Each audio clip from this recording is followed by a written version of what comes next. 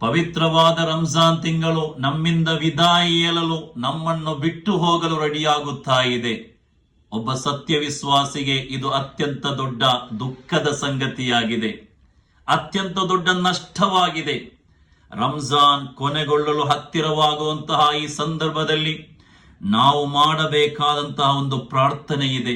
ಖಲೀಲುಲ್ಲಾಹ್ ಇಬ್ರಾಹಿಂ ನಬಿ ಅಲೈಹಿಸ್ಸಲಾಂ ಕಅಬ ಪುನರ್ ನಿರ್ಮಾಣ ಮಾಡಿದ ನಂತರ ಮಾಡಿದೊಂದು ಪ್ರಾರ್ಥನೆ ಇದೆ. ರಬ್ಬನಾ ತಕಬ್ಬಲ್ ಮಿನ್ನಾ ಇನ್ನಕ ಅಂತಸ್ ಸಮೀಉಲ್ ಅಲೀಮ್.